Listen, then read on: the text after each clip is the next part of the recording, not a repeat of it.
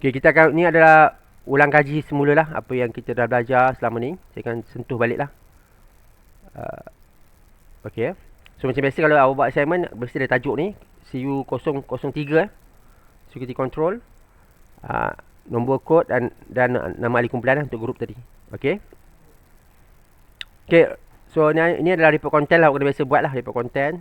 Lepas tu kita kena ada objektif lah. Dalam setiap report mesti ada objektif. Okay. Dan ni note yang lain ni sebelum ni nota saya lah.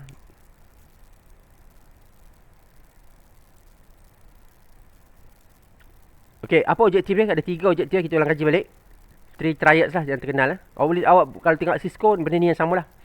So dia ada confidentiality, maknanya nak pastikan maklumat diberikan kepada yang authorized sahaja. Ataupun yang berhak tahu lah. Integrity maksudnya melindungi data daripada modifikasi secara tidak sah lah. Dan sama ada pengguna ataupun yang yang berkuasa lah, yang authorized. Walaupun maknanya walaupun begitu, setiap modification mestilah ada proses-proses yang sah. Okay, tak boleh kerani main ubah ataupun counter main ubah tanpa proses-proses yang sah lah, verification lah. Kemudian ability to authorized user jugalah. Kita ability, mana maklumat ni pada yang dibenarkan tahulah. Okey. Kemudian ability adalah sistem tu tak boleh jam lah, tak boleh kena sabotage, tak boleh jam, tak boleh stop berfungsi. Walaupun yang dua-dua ni dah cover, tapi ability gagal pun masalah juga. Tiba-tiba sistem down, sistem jam, tak boleh juga. So tiga-tiga benda ni adalah benda security lah. So security adalah untuk dapatkan keyakinan pelanggan lah. Okey, seterusnya adalah definasi ya. Definasi dia kita kena faham. Dia adalah untuk jaga, terjumpa dan respon ataupun prescribes information system untuk sebuah organisasi. Itu tujuan dia. Itu control dia. Kita nak jaga, kita nak jumpa dan kita nak respon lah. Okay. So dia ada control ni mesti berdasarkan objektif lah. Dan mesti ada 5 step ni. Risk assessment pertama. Kemudian macam mana nak detect, macam mana nak prevent, macam mana nak respond, dan macam mana nak manage atau mitigate. Maksud mitigate, semua tahu tak? Maksud mitigate, kalau terbelat salah je pula. Mitigate lah. Satu tinggal mitigate betul. Okay, mitigate maksudnya kita nak kurangkan. Kita tak boleh nak maksimum tak ada siapa yang boleh capai maksimum. So kita boleh kurangkan. Yang ni kita nak lepas kita respon, kita nak tengok lah macam mana akan datang nak kurangkan ataupun boleh repair tak. Macam tu je lah. Okey, ada 5 kategori threat lah yang kita nak consider. Iaitu human error. Apa contoh human error? Macam-macam lah. Disebabkan kelemahan manusia sendiri. Kadang-kadang kita kan? So internal threat, mungkin SOP kita tak cukup kemas. Orang dalaman boleh rosakkan sistem kita, curi duit dan sebagainya. Macam-macam lah. External threat, external threat ni macam luaran lah. Teknologi change, mungkin teknologi yang kita pegang tu dah obsolete kan. Okay. Ataupun virus dan sebagainya lah. Environment threat ni macam apa ni istilahnya? Masalah-masalah teknikal lah. Seperti kita punya sistem tu mungkin ada part and parcel dia boleh corrode lah apa kan. Corrosion lah, itu semua kena consider lah. Macam mana nak buat prosedur repair and semua lah.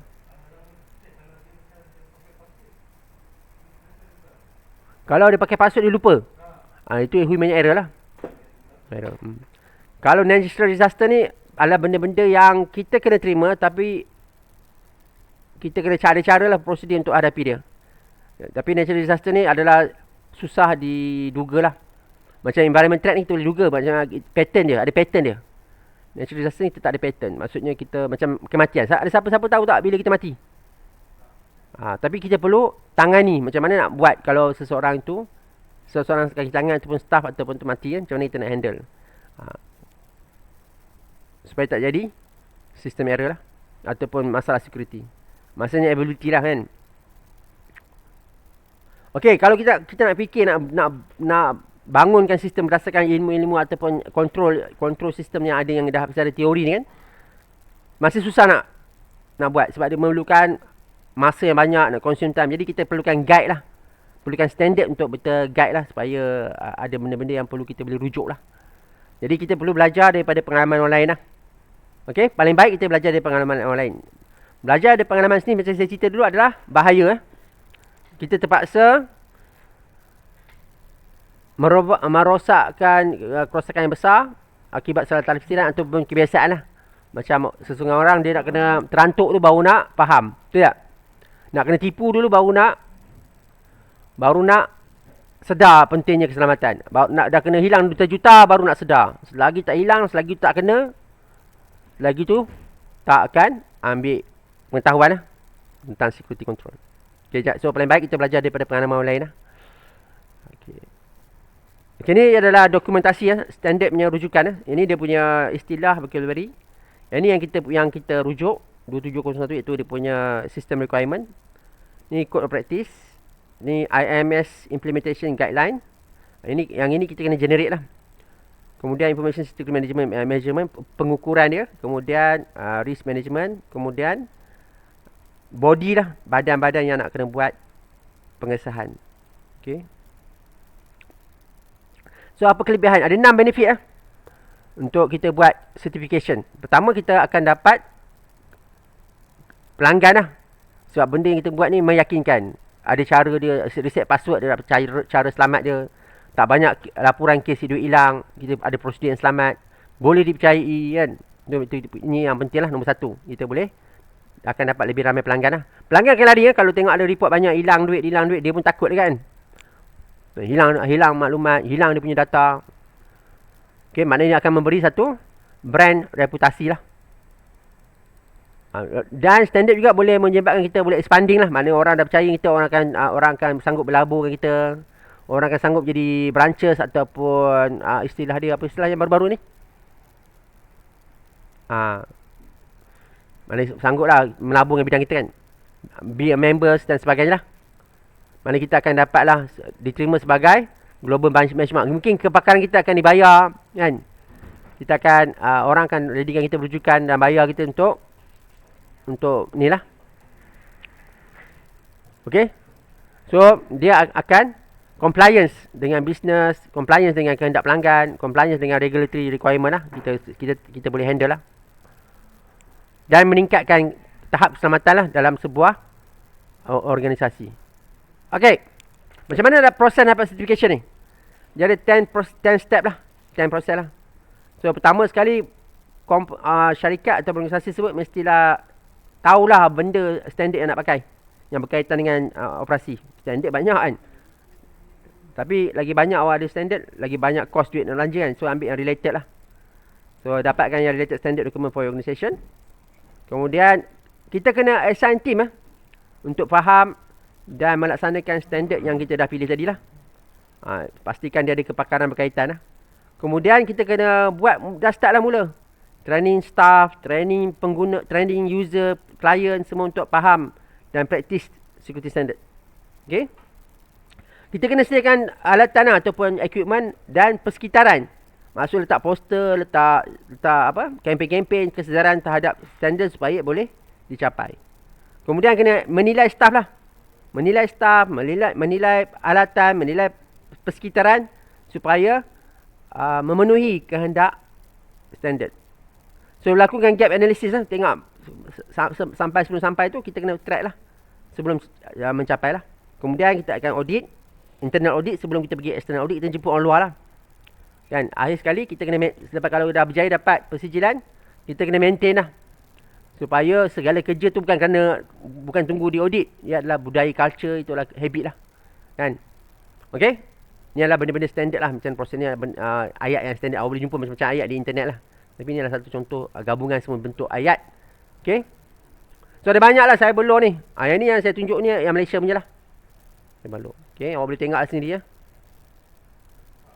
Okay, ada 4 asas kawalan basic dalam dokumentasi tersebut, iaitu physical, SOP, technical dan undang-undang. Iaitu macam mana physical dari segi prevention ya, kebanyakannya. SOP dari segi detection lah. Dan technical adalah lebih kepada detection juga. Dan yang keempat adalah detection dan technical lebih kepada detection dan respon lah. Dan yang keempat lah respon. Macam mana kita nak respon terhadap ancaman keselamatan tersebut. Okay. So kawalan fizikal biasalah awak tengok lah, dinding kena kukuh kan. Satu laluan masuk sahaja, contohlah kan. Atau satu laluan keluar, asingkan laluan masuk dan keluar. CCTV, pintu berkunci, ni semua adalah kawalan fizikal lah. Okay, CCTV. Kita kena CCTV ni sebab apa fizikal? Sebab dia perlu tempat yang terlindung dan selamat. Tak boleh tempat yang orang tahu, orang nampak. Sebab apa? Orang akan jaga lah.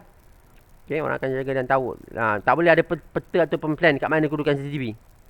Kalau awak beritahu semua tu, itu sebenarnya kita dah dedahkan diri kita tidak selamat lah. Susu atur, password user tidak boleh paparan yang sama. Buat asingkan paparan tu salah satu fizikal lah. Ataupun technical lah. Macam mana kita nak buat lama web kan. Key press, gambar, pengesahan, elak, phishing kan. Ni semua banyak lah awak boleh fikir kan. Betul tak? Okay. Budaya waktu kerja pencahayaan baik, simbol bintang, semua fizikal lah. Okey, kawalan SOP lah lebih kepada preventif lah. Macam mana simpan kunci, proses simpan kunci. Kunci tak boleh main ada kunci lepas tu letak mata rata ataupun letak tempat yang berlabel. Nanti akan membantu perlompaan. Kedua adalah dalam supermarket ada CCTV tapi tak membantu jika tanpa kawalan SOP. Macam contohnya jangan pakai helmet ataupun larangan bawa beg ataupun kan, contohlah. Kalau bawa beg dia orang suruh kunci beg tu dan sebagainya. Okey, contohnya larangan kawalan kesedaran kepada pengguna bahaya memasang perisanan tanpa pengetahuan dan keselamatan. Ancaman spyware, memasang perisanan sumber yang sah. Kan? APK, ni semua kena ada kawalan lah. Macam mana awak boleh, ataupun awak tak boleh buat. Tak semestinya semua benda kita boleh buat, ada yang tak boleh capai kan. Okey, lepas tu password polisi. Kan? Semua berkaitan dengan SOP adalah kawalan SOP lah. Mana kita wajibkan customer dah lah ada penyakit anxiety lah, pelupa lah apa kan. Akibatnya apa? Akibatnya berkali-kali lah reset password. Asyik tak ingat je. Betul tak? So macam mana nak buat? So orang kena buat latihan kendiri lah, melatih diri untuk ingat. Hari-hari buat masukkan password. Boleh untuk ingat. Ataupun kadang setengah sistem dia buat 2 kali pengesahan password supaya awak ingat. Okay, 2 kali pun kadang lupa kan. So kena lebih lah. Okay, itu cara lah. Okay, ni checksum lah. Checksum ni merupakan proses lah daripada segi SOP lah. Macam mana dia nak kawal dari segi teknikal lah. Kan? Kita check. Okay. Ni kawalan sama teknikal lah. Letak stiker lah. Letak RFID ke. Letak tagging lah. Ni contoh lah. Ni contoh lah. Contoh yang pernah kita tengok. Larangan tekan enter bila key in password. Ni setengah band tak buat. Kebanyakan band tak buat. So apa dia? Ancaman keylogger. Penggunaan TAC, OTP dalam dengan nombor telefon berdaftar. Ni semua contoh lah. Ini adalah, ni apa? Okay. Okay, keselamatan teknikal dalam perkhidmatan atas talian. So, keselamatan teknikal ni benda yang susah lah. Sebab melibatkan kemahiran yang tinggi lah. Sebab kita kena buat setting dan sebagainya lah. So ni maksudnya, tiga benda ni benda yang berulang-ulang lah. Cegah sebelum terjadi. Mengesan semasa terjadi. Mengesan dengan tepat lah. Bertindak balas dengan berkesan selepas mengesan. Maksudnya selepas kita dah kesan adanya pencabulan, kita boleh bertindak balas dengan berkesan. Tengoklah kan. Okey, ni contoh yang paling kita tengok ancaman phishing, kawalan teknikal. Okey, contohnya apa? Penyedia perkhidmatan asingkan login username dengan password . Kita asingkan. Kemudian kita letak personal keyword ataupun key phrase ataupun gambar. Sesetengah keadaan dia hadkan penggunaan jenis browser tertentu untuk transaksi. Larangan penggunaan VPN. Okey, ni contoh-contoh lah kawalan teknikal dalam ancaman phishing. Ada tak cara lain lagi? Okey, ni kita tak dapat nak cegah sepenuhnya, kita cuma boleh mitigate, kurangkan. Kalau pengguna sendiri yang tak peduli dengan ancaman tersebut, apa jadi? Sama je kan? Okey. So, kawalan undang-undang. Ini adalah kawalan undang-undang. Kena ada undang-undang lah. Penguatkuasa undang-undang serius. Itu respon lah. Mesti ada detective action. So, pengesanan tu mestilah berkesan lah. Kita akan tak berjaya lah. Kita kena faham lah serangan ni kan. Okay. Kena ada buat laporan lah untuk mengelakkan terjadi lagi. Buat baik pulih lah. Ataupun continuous improvement lah.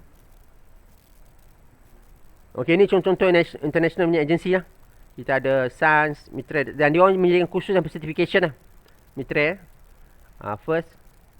So first untuk response, InfoSec untuk ni, dan multi-state. Okey. Boleh tengok lah. Boleh tengok kat internet dan sebagainya. Okey, ni contoh-contoh Contoh konsep asas dalam access control in Windows. Windows lah, Windows punya cara. So dia ada letakkan apa nama? Bahagian security lah. User iaitu sistem, administrator dan user biasa. Okey, authenticated user, sistem dan ni. Okey. So dia ada fully control, modified, reset, read and execute, folder contents, read, write and special permission. Okey. Mana dia ada setiap user ni ada kuasa yang tertentu lah. Okey, setiap user ni ada nak check lah. Okey. Ni ada contoh user access control lah. Okey, yang paling atas paling baik lah. Iaitu setiap perubahan mesti update lah. Update dalam bentuk report. Maksudnya setiap perubahan yang dikesan mesti maknanya setiap perubahan yang diluluskan, yang awak luluskan, akan ada log lah. So awak semak balik. Mungkin kelulusan tu bahaya ke. So kita nak tujuannya apa? Untuk prevent potential harmful program lah. Making change to your computer. Jadi kita ada banyak cara lah. Ada 4. Yang paling akhir ni lah. Okey, biasanya kalau aplikasi tersebut ada niat-niat hazard, ataupun ada benda-benda awak perlu laksanakan, awak kena consider lah. Okey. Sebenarnya ni apa risiko ni kita buat ni? Sekiranya risikonya virus lah menyamar jadi anda sebagai admin, ia akan tiada record dalam change log. Maknanya sekiranya virus tu ada buat programming, internet loss ni. Okay, tak apa. Okey, maksudnya yang ni kita dah tengok hari tu kan? Okey, dah tengok hari tu kan? Apa tu, apa nama dia? SCS apa nama? Access Control kan? UAC Apa tu UAC? Itu access kita nak tengok leveling access control tersebut. Okey, maknanya kita kena concentrate lah. Internet slow. Okey. Tukar internet jap. Okey. So semua ni akan dilaporkan ke mana? Semua ni akan dilaporkan ke dalam log lah, buku log, file log. Okey. Semua ni akan dilaporkan dalam file log. Awak boleh buat shortcut ya. Awak akan belajar buat shortcut lah. Okay, kalau kita buka kat sini, dia ada buku log dia kan. Okey, dipanggil sebagai event viewer. Event viewer ni akan melaporkan semua benda ni. Okey. Okey, event viewer ni sejenis event viewer. Ni satu software dia. Event viewer. Oh, belum lagi share. Tadi dah terputus je. Okey. Okey. So ini adalah event viewer. Maknanya kalau awak boleh control lah. Kalau tak nak awak laporkan, tak adalah. Ni dia beritahu lah. Window logs. Security. Okay, yang ni type lah. Apa kerja-kerja kan. So, yang ni operational, administrative, operational. So, tak ada apa-apa sangat lah. So, boleh tengok lah. Awak boleh open tengok. Okay, dia beritahu lah apa benda ni. Audit success. Ni audit ni telemetry lah. Dia check komputer kita kan. Ada tak unsur-unsur kena hack ke apa kan. Ya, ada. Okay, special login. Mana dia ada record lah. Kalau awak malas, makin lama dia akan makin besar lah. So, kalau awak malas tengok, awak padam je lah. Ni ada warning kan, boleh tengok. Okay. Boleh baca lah apa dia punya error kan. Ada lah warning-warning ni, ada benda-benda yang ni lah. Ada information, ada yang warning. Tengok. Ada tak yang bahaya, tak ada. Okay. Satu lagi kalau boleh tengok dekat reliability report lah. Okay. Boleh tengok kat sini lah, kita boleh tengok, boleh contoh lah. Okay. So, benda ni direkodkan pada bergantung pada UAC kita lah. Kan? Application ada tak?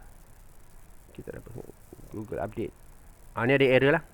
Error ni mungkin, ni baru kalau Bonjour service ni kita tahulah.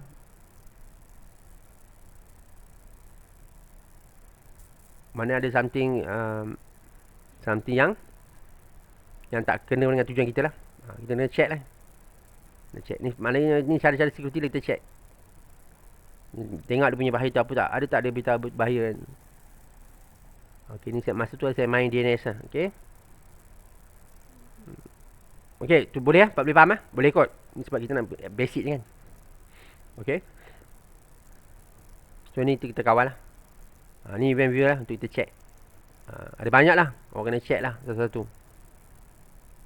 So kita, macam case ni kita buat nombor yang atas sekali, maknanya semua benda dia record. Nanti awak tinggal padam manual lah, manually padam ataupun ada setting lah untuk buat dia obsolete. Dah lama padam lah. Okey, kita buat kajian case lah. Yang ini kena jaga lah. Amin mengadu bahawa wang duit dari akaunnya bank telah hilang dari transaksi menggunakan kad secara atas talian. Nombor telefon berdaftar dan TAC dan OTP pada bank telah bertukar. Apakah punca dia? Apakah punca dia? Ingat tak lagi kita bincang ni? Apa punca dia? Apa kemungkinan dia?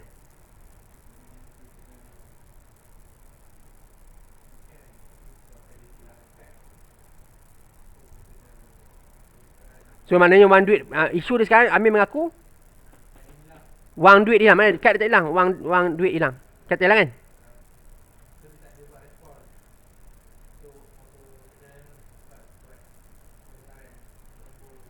Okey, maknanya dia menggunakan kad secara atas talian. Okey.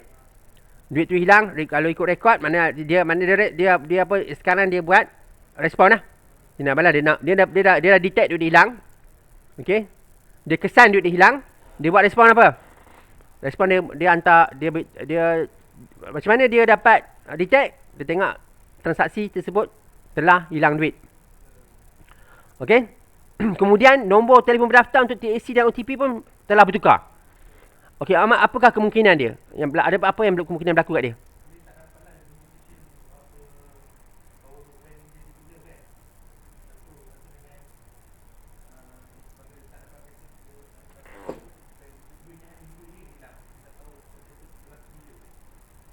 Okey.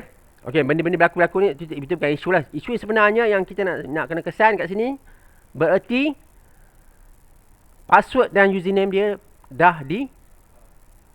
password dan username dia telah bocor. Macam mana dia boleh bocor? Apa punca dia? Puncanya adalah mungkin handphone atau PC dia telah compromise. Mungkin dah masuk keylogger ataupun screen sharing. Betul? Betul tak? Screen sharing susah sikit lah. Biasanya orang buat keylogger lah. Nampak? Bahaya tak keylogger? Mana dah pasang spyware dalam komputer dia. Betul tak? Cuma macam mana boleh tukar nombor telefon pula? Okay, dahsyat nombor telefon dapat tukar.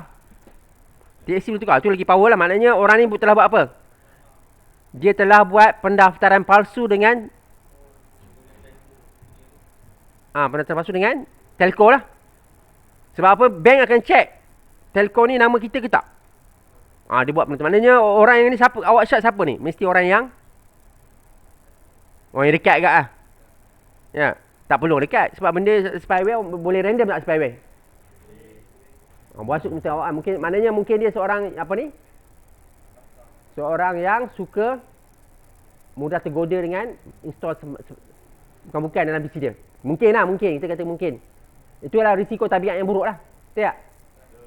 Kita nak cerita tentang tu, kemungkinan dia lah. Okay. So itu adalah punca-punca dia lah. Bila kita attitude kita tak jaga, install benda nak free, nak jimat kan, pasang pesian cetak rompak sebagai misalnya, orang bagi offer cetak rompak ingat sesuka. Dia ada niat dan hati lah kan, kita tak tahu kan. Mungkin nasib awak baik, dia tak ada pasang apa-apa lah. Kalau nasib awak tak baik, dia pasang keylogger, komputer awak dah tak selamat, awak dapat apa? Risiko wang hilang lah. Boleh faham tak kelas? Kan? So kepala otak kosong semua, tahu seronok free je kan. Betul tak? Awak tak fikir risiko. Tapi belum kena lah. Belum kena, is okay lah. Tapi mungkin kita kena faham teknik asas serangan. Orang serang kita, dia ada berapa step? 5 step. Step pertama apa? Okay, kita dah clear. So punca dia adalah pertama mungkin dia dah, komputer dia dah compromise ataupun handphone dia dah compromise, dah ada spyware. Okay. So dia boleh, dan kedua, kemungkinan kedua, orang ni dah berjaya dapatkan gambar. Kadang-kadang kita silap kita juga, kita letak gambar IC kita dalam komputer, betul tak? Ada kan? Dia dah berjaya daftar online kita punya telefon. So dapat gunakan untuk TAC. Ni adalah bahayalah. Okey. So jagalah. Ada attitude yang bahaya yang telah diamalkan oleh Amin lah. Maksudnya Amin mungkin seorang kaki installer presenter rompak. Kan? Kuat tidur. Banyak khayal, kuat main game. Boleh lah. So dia punya nak main game free-free kan. Betul tak? So orang boleh pasang spyware dan dapat maklumat dia yang banyak sehingga dia boleh daftar nombor telefon atas nama dia. Okey, ni contohlah. Okey, kemungkinan besar PC atau smartphone tempat beliau melakukan pembelian atau atas talian ada keylogger atau spyware terpasang. Okey, perusahaan tersebut telah merekod semua maklumat kad, username, password pengguna ketika memasukkan maklumat ketika melakukan transaksi dan mengubah. So penjenayah juga mungkin telah buat akaun phone TAC palsu atas nama beliau. Betul tak? Okey, macam mana nak respon ni? Macam mana pihak bank ataupun awak nak respon? Kena siasatlah komputer awak tu. Kena uninstall lah semacam-macam, kena carilah. Okey? Okey.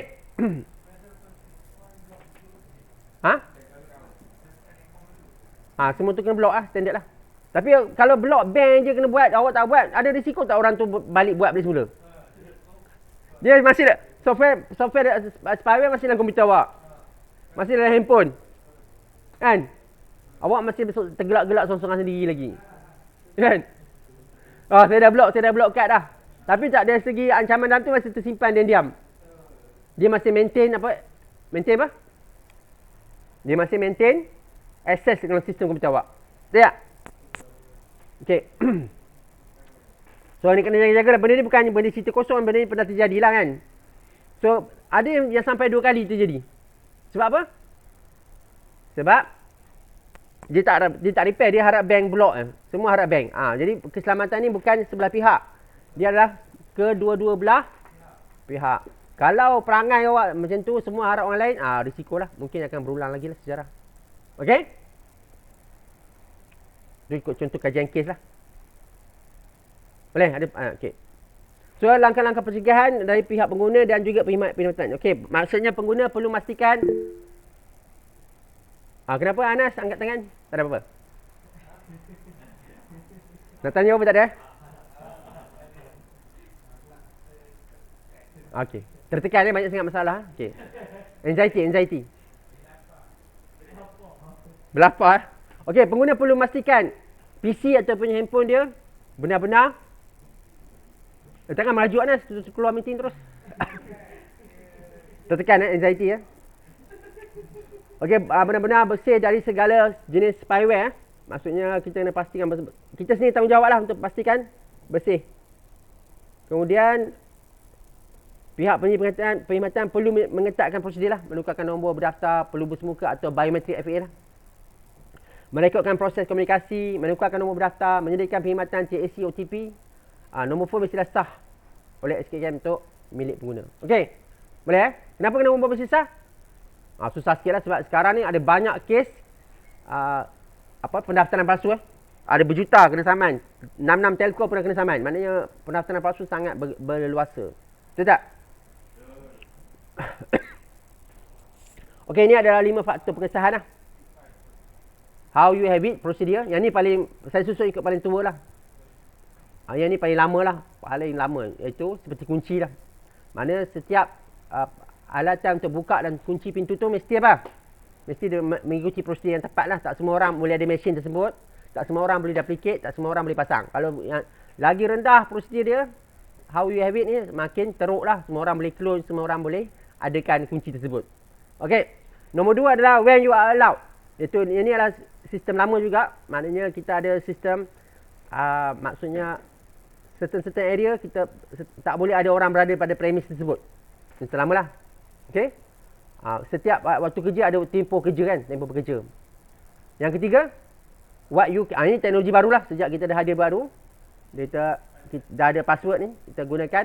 Kalau zaman dulu dia buat kaedah pakai nak masuk istana ada keyword yang kena sebut. Contoh itulah, tu dulu punya style. So what you can remember. So kena ada username, password, picture, video, gesture semua tu. Apa benda yang mengenai dengan ingatan adalah what you can remember lah. Kan? Gesture, pergerakan jari.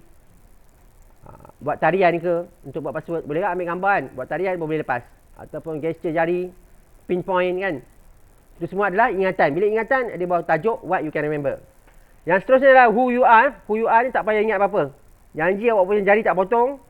Kan? Muka awak mungkin sama, tapi risiko lah. Muka orang boleh buat make up. Boleh buat topeng tak? Tak? Lagi kalau jari orang boleh buat tak? Palsu. Boleh ya? Still boleh, tetapi susah. Kita tak ada. So saya kata tadi tak ada keselamatan yang paling mutlak. Kita hanya boleh mitigate. Maksud mitigate, kita boleh kurangkan lah. Susahkan. Kan? Tak ada keselamatan yang mutlak. Okay, where you are ni standard lah. Location, device ID, browser, GPS dan sebagainya. Okay. So 5-5 ni tak boleh stand alone. Dia mesti combine. Kalau stand alone, bahaya. Kalau katakan awak guna username saja, orang boleh buat apa? Orang boleh hack komputer awak, orang boleh spy. Awak adalah kaki main game contohnya kan. Kuat install start rompak kan. Nak pantang ditawar persen percuma terus install kan. Jadi bersama tu dia boleh wrap. Dia boleh bungkus sekali dengan apa? Bungkus dengan apa? Ingat tak lagi? Spyware. Okay? So kena hati-hati lah kalau awak nak pakai persen start rompak. Kalau paling selamat awak guna dalam virtual machine. Pasang dalam virtual machine. Kalau jadi cat rompak, asingkan dengan bank punya transaction ataupun online punya transaction yang penting-penting. Jangan guna komputer untuk cat rompak. Yang tu juga awak buat untuk ni. Okey? Jangan Boleh Tiada soalan setakat ni, tak ada. Okey, yang seterusnya. Ni ulang kaji balik untuk kita exam Okey, tengok berapa banyak kita punya syarikat telco kat Malaysia ni? 5 kan? 5 kena saman. Betapa banyaknya orang. Apa punca kena saman ni? Awak boleh tengok sendirilah, pergi kat mana-mana tempat pendaftaran. Mudah tak dia punya pendaftaran? Gambar IC je dah cukup. Boleh tak palsukan nama IC? Boleh tak buat clone? So yang paling selamat apa cara dia? Kena pakai fingerprint lah. Ataupun biometrik lah. Maknanya nak daftar, letak IC, letak chip, baru boleh daftar. Kalau pakai gambar, macam inilah kesannya. Ada banyak. So semuanya ada 920,000 fines. Ada banyak lah. Berjuta pendaftaran palsu. Senang tak buat pendaftaran palsu? Maksudnya senang lah nak buat TXC pergi daftar dengan bank. Tak? Buat TXC daftar dengan bank. Lepas tu account. Okay. Okay, ni contoh lah. Ni contoh when you are allowed. Duration lah. TXC mesti enter time given. Lepas tu apa? Kalau lama sangat tak buat aktiviti, need to relogin. Itu lama web lah. Staff are not allowed to be present during not operation hours. Ni contoh lah, banyak lah. Ataupun tiba-tiba dia panggil session timeout lah. Ini adalah duration lah. Okay, auto logout lah. So ni adalah what you can remember. Username, password, picture, video, pinpoint, secret question dan gesture. Ni semua adalah apa? What you can remember lah. Betul tak? So ada dulu orang buat cara kalau nak forget password, guna buat secret question. Still dalam kategori yang sama. Bahaya tak? Bahaya juga kalau orang tu dah tahu awak macam mana. Dia dah kaji awak punya apa yang awak mudah ingat. Penjenayah dah kenal awak, dah reconnaissance awak, dia tahu awak ni jenis mudah ingat apa. So soalan-soalan tu boleh agak. Nanyalah awak. Betul tak? So elakkan kalau forget password, kita kena buat FA lain. Okay? Boleh? So apa masalah dengan FA ni? Apa masalah dengan FA ni? What you can remember. Apa masalah dia? Itu dia. Forgot. Lupa. Itu paling bahaya. Macam mana boleh lupa? Sebab ni human error lah. Normal kan. Human weakness. Kena terantuk balik accident. Lupa tak? Demam. Kena teruk demam. Lupa tak? Okay. So kena ada backup lah. Apa dia? Biometrik lah. Kan? Maknanya kalau nak reset password, kena guna biometrik. Okay. Maknanya kalau wrong SOP, same FA akan menambahkan risiko dengan security. Kalau sekiranya penceroboh mengetahui anda sepenuhnya. Dia dah kaji awak, dah study, dia dah kenal awak macam mana. Dia dah tahu dah tabiat awak, dia dah buat kajian mendalam. Okey, ni contohlah. Contoh reset password menggunakan 2FA. Pertama apa? Dia suruh dia pakai authenticator lah. Maksudnya dia pakai location dengan apa? Okey. Dia pakai location lah. Dia pakai phone apps. Okey. Ini contohlah. Okey, ni adalah contoh kontrol segi browser lah. Dia tak bagi guna VPN, tak bagi guna browser tertentu. Kan? So, dia dah check ke browser boleh pakai. Dia detect browser apa kita pakai, dia block. Dia tak semua bank buat lah. Okey, kita belajar pada risk assessment. So, kita dah tahu. Kita mesti menilai risiko tersebut. Sebelum kita buat prosedur ataupun apa pilihan yang sesuai. Contohnya phishing. Betul tak? Phishing banyak lah. Apa maksud phishing? Dia palsukan nama web kan. Spyware? Spyware ni biasalah. Asal spyware ni tak salah. Orang nak record keyboard lock ni kena majikan kan. Majikan nak record awak punya keylogger. Okey. Dia pasang keylogger PC pejabat. Tujuannya tu apa? Kawal staff jangan pakai salah guna. Kan? Jadi saya dah record tengok dia track balik. Ada tak staff ni salah guna. Orang suruh buat kerja dia kat situ nak chatting, nak sibuk, nak bercinta kan.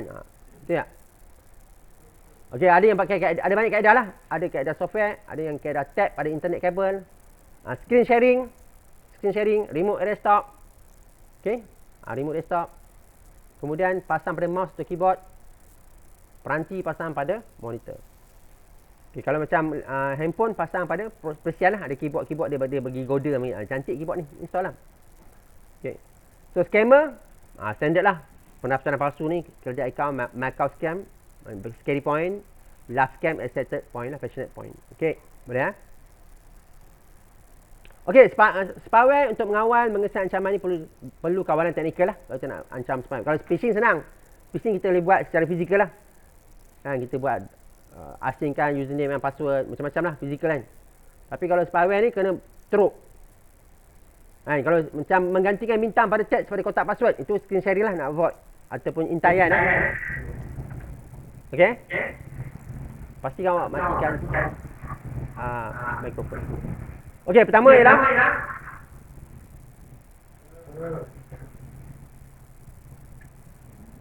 macam mana nak kontrol penggunaan keylogger, ancaman keylogger.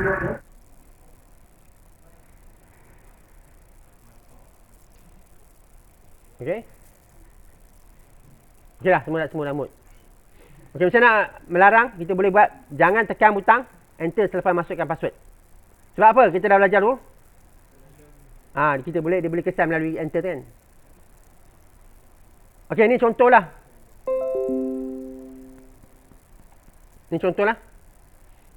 Contoh syarikat yang menyediakan perkhidmatan keylogger lah. So keylogger ni adalah niat dia baik lah. Betul tak? Apa ni asal dia nak bantu majikan lah. Selain daripada RDP lah. Apa maksud RDP? Remote desktop ni lah. Macam mana nak kesan komputer awak sebenarnya sedang diintai secara sah? Maknanya menggunakan perisian yang disediakan oleh Windows.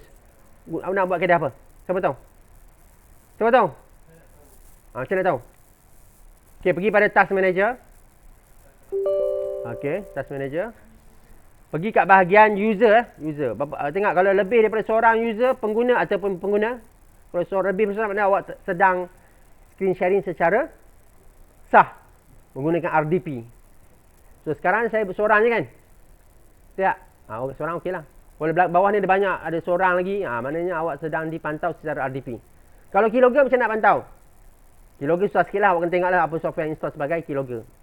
Kalau katakan awak kenal, awak kena check lah siapa yang menyediakan perkhidmatan keylogger tu. Katakan awak pergi kat sini, pergi copy ni, iklan ni, ni pak. So okay, awak tengok, ni dia jual produk keylogger. Dia jual keylogger. Okay. So awak tengok, kalau iklan apa dia punya software dia. Tengoklah. Dia ada keyword, dia ada initial recording. So maknanya awak boleh cari keyword tertentu untuk cari. So kita mesti susahkan keyword dia. Okay. So dia akan gunakan keyword. Jadi bila adik nak save perkataan enter dengan password, carilah dia. Ada tak orang masukkan password, perkataan password? Tak ada kan? So tak akan muncul. Jadi ada yang pattern yang boleh jumpa lah. Okay. Ni software dia kan, Keylogger. So dia detect. So dia boleh detect keyword-keyword yang awak marah ke apa kan. Apa laman web dia buka, semua dia dapat detect. Nampak? Apa dia buka, ada waktu dia. Ni contoh lah. So awak kena tahulah. Software ni kalau awak download, dia ada demo lah kan. Dia akan detect. File apa buka. Tengok lah kan. Tengok, check. Banyaklah software yang percuma ni. Tapi ini boleh disalahgunakan. Macam mana? Dia attach dalam mana software, dia pasang kat komputer awak. Awak pun tak tahu apa-apa. Sudah. Kemudian ni RDP ya, RDP session. RDP session maksudnya remote desktop lah. Kena check lah. So, lain-lain software, lain lah dia punya cara. Macam kita ni, kita kongsi screen kan. Tapi kita kongsi screen dalam keadaan terkawal, kita tahu. Yang baik kalau kita tak tahu. Okay? Nampak? Ni legal ke illegal? Dijual kan? Betul tak? So, legal tak legal? Pastikan awak punya komputer lah, syarikat awak, sekretari awak lah kan, siapa nak marah. So, untuk apa tujuan dia? Untuk pastikan ancaman dalaman lah. Tak ada unsur hasutan kat keyboard ni komputer kan. Ya. Okay. Nampak ada unsur hasutan ni, tak boleh berhenti dengan pekerja. Ya. Ni penting lah. Tapi bahaya juga jadi fitnah lah. Orang guna komputer awak nanti dia cakap, jom kita bunuh bos tu. Tujuan nak buat lawak je kan. Tak kena habis bos pun takut lah. Okay. So ni contoh dia. Tapi masalahnya ada orang yang salah guna. Okay. Awak boleh request for free trial. Nampak? Boleh request free trial maksudnya apa? Boleh cuba guna kat orang lain lah. Tapi mungkin ada block. Pop muncul. Pop up. Sila bayar. Okay. Ni contoh lah. Okay. So tak niat dia baik asalnya. Okay. Ni adalah tugasan. Macam mana semua dah siap dah? Boleh tak? Dah okey dah? Siap dah? Hampir. Okay. Hari ni cuba siapkan.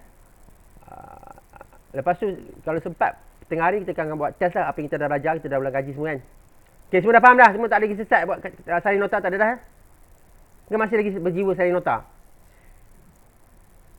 Tolong gunakan ilmu yang kita dah belajar ni. Macam mana, dan observe lah, perhatikan macam mana kita nak check lah. Masukkan data ke, try, test and error ke, macam mana bank protect. Okay? Tengok. Okay, macam mana ada tak bank buat yang Keylogger punya protection yang berdasarkan nota ni lah. Okay. So saya harap kalau okey kita boleh sambung balik lah assignment awak selesaikan. Dan saya akan masuk ni sebagai video lah.